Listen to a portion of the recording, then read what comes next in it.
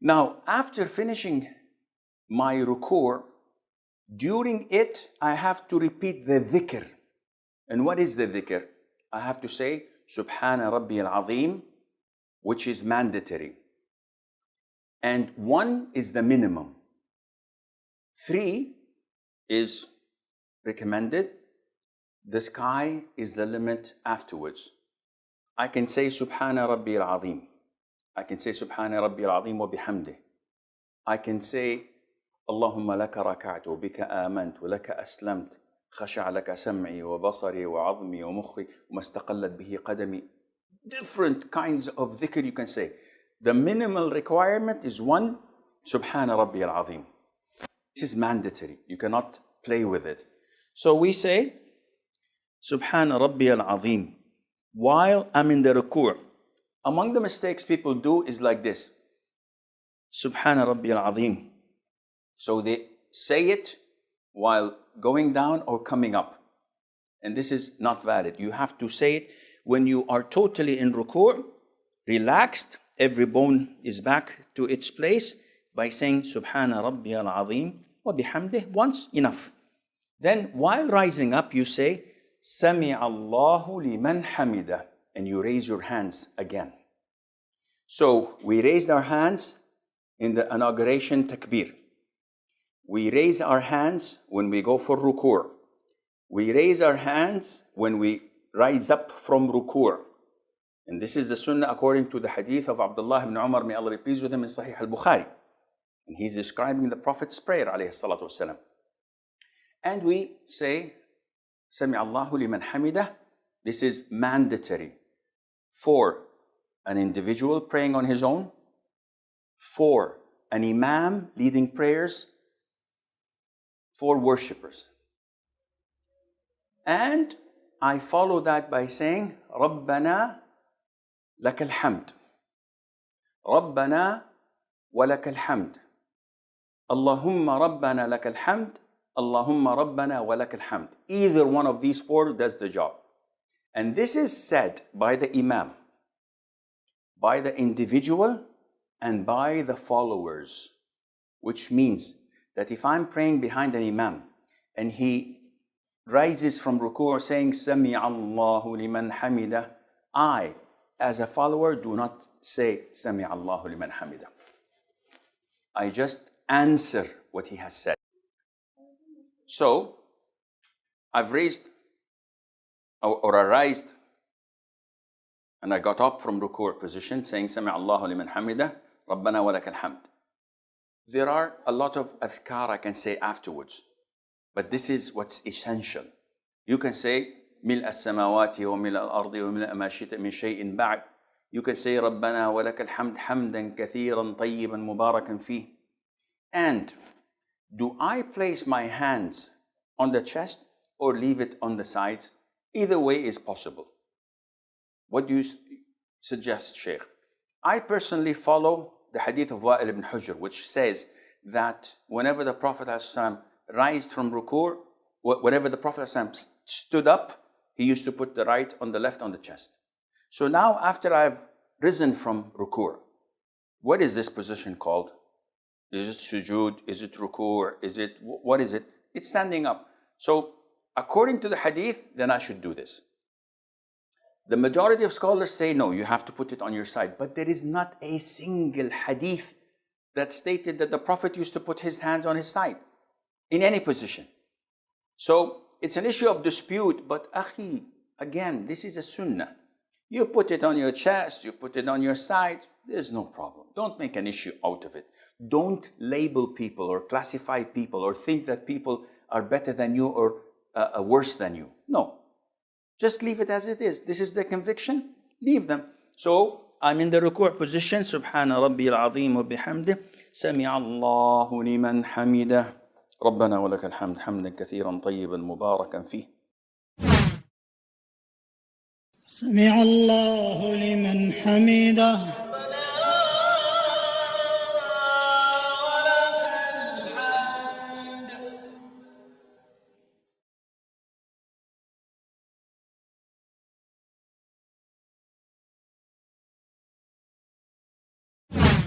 This is my standing up from ruku'. What should I do now? I should go for sujood. Now for sujood, there are two ways, a different of opinion among scholars. Should I land first on my knees or should I land first on my hands? It's an issue of dispute. And the reason of that is the hadith of the Prophet ﷺ, when he said that one should not go down like a camel does when the camel wants to sit. Rather, he should put his hands first before his knees. And understanding whether the hands of a camel are their elbows or the knees in his feet, it's an issue of dispute. Either way is okay, inshallah. So, however you feel comfortable with, you should do it. I personally, due to age, due to praying on marble or stones, whenever there are pebbles in the ground, if you land from the standing position on your knees, would surely injure yourself, one way or the other. For elders, it's difficult to go on their knees, especially if they have knee problems. It's always best to go first on the hand. It's like a shock absorber. It absorbs the fall itself. It eases the pressure on and the weight on the knees. So how to do this? This is what we'll, inshallah, show you now. So, in order to do sujood, you will find that I'll take my glasses. Now I can't see you, but alhamdulillah, you can see me. Why do you take your glasses off, Shaykh? Because it will hinder putting the sujood spots properly. What do you mean by sujood? Prostration, as the Prophet said, I was ordered to prostrate on 7 limbs. He said, the face, and he pointed to his nose, meaning the forehead and the nose. These are related. This is one organ. The hands, the knees, and the feet. These are 7. So, I want to go to sujood. Do I raise my hands? No. I just say Allahu Akbar while falling to sujood. And this is what I do. Allahu Akbar. This is the way of performing sujood. What are the things I should paying attention to? Before I do the prostration, I'm still in the standing position. You have to know that, first of all, my hands should be pointing to the Qibla. So my hands are not this way and are not this way. Rather, they are pointing to the Qibla. Now, where should I place my hands? I have the option either to place my hands next to my shoulders or a little bit close to my ears. My knees are not so close together, they are apart.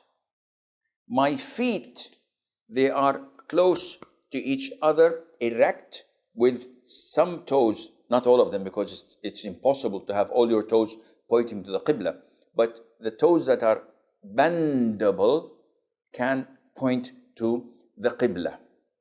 My arms are wide and spread, so my biceps are not close to my sides. So I have to spread as I'm spreading my wings. And my stomach is not touching my thighs. Some people just go very down. And I'll show you quickly, hopefully to the best of my knowledge and ability. So my forehead, my nose must touch the ground. And these 7 limbs must touch the ground throughout the sujood. Because part of the famous mistakes is having your feet dangling. Or some of the brothers having the left hand on the ground and the other hand while prostrating, playing with his beard or looking at something in his pocket. So he's prostrating on 6 limbs, and this renders his sujood void if he does this without any legitimate reason. So I was standing up. Now I'm falling into the sujood position, and I'm saying Allahu Akbar in between. So let's look at how I make the sujood. This is one of the ways of doing it. So my hands and fingers should be pointing towards the Qibla. My face, my forehead, and my nose are touching the ground. I should have my arms apart and away from my body, and at the same time, my stomach is not touching my thighs. Some brothers do this, and this is wrong. And this is too much spread. So the appropriate way is either having my hands next to my ears or to my shoulders. I can have this one here, and I can have this one here. Look at my feet. They are touched together, not far away. They are touched together with my toes bent towards the Qibla as much as possible. Now, if I'm praying next to people, to my right and to my left, if I do this, I'm gonna annoy them and maybe harm them. So it is permissible when you are in a tight position to put your elbows on your thighs or inside. What is haram and prohibited is to do this. This is prohibited, which I have my forearms on the ground like a dog. And the Prophet said that this is totally prohibited. What should I say when I'm prostrating? Subhana Rabbi al-A'la. Subhana Rabbi al-A'la wa bihamdih. Sabbuhun qaddusun Rabbul malaikati wal ruh. So many du'as. The minimum requirement, Subhana Rabbi al-A'la. Can I make dua? Go ahead, make dua. As much as I want, as much as you want. Oh Allah, pay my debts. Oh Allah, guide my children. Oh Allah, guide my wife. Oh Allah, get me a second wife. Oh Allah, grant me health, whatever. In Arabic. Sheikh, I'm non-Arab and I can't say it in Arabic. No problem, say it in your own language. Oh, this is interesting. Yes, the closest you are is when you are in sujood position. So if I'm in my sujood position and I would like to sit between the two prostrations, I say, Allahu Akbar. And I sit on my left foot. This is called iftirash. And I erect my right foot with as many possible toes towards the Qibla. My hands are on my thighs and my knees. So it's in between. The area is possible. You don't have to do this. You don't have to do this. It's here. Sit normally. Don't be so technical. Sometimes people are so technical, they forget the prayer, they forget what you're reciting and just think, oh, am I doing this right? Am I doing this wrong? Be natural.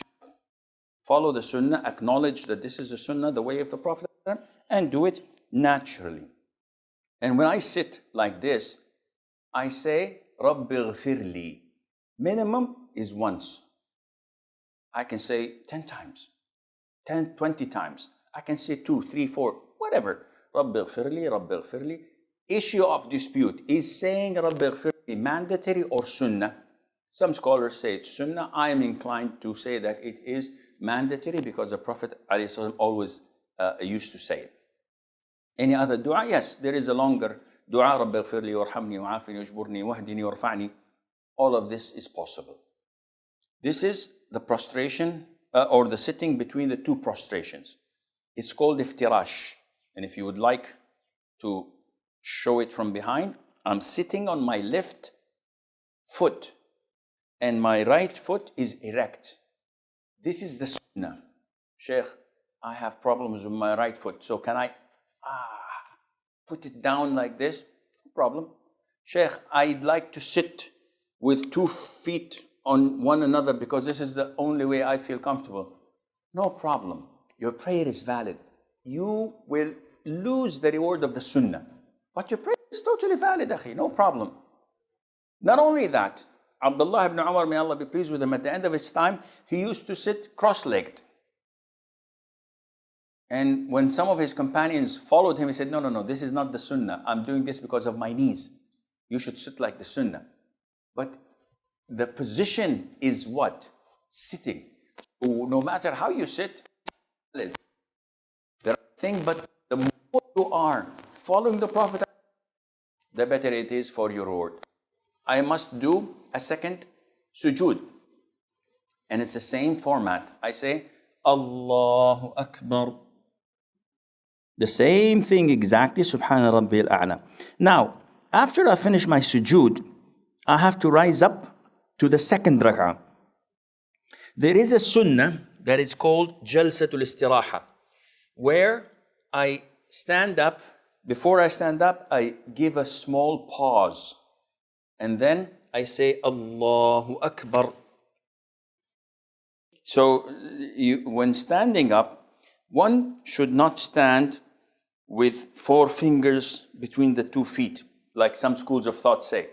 And you go to the masjid and you find the people standing like this. What is this?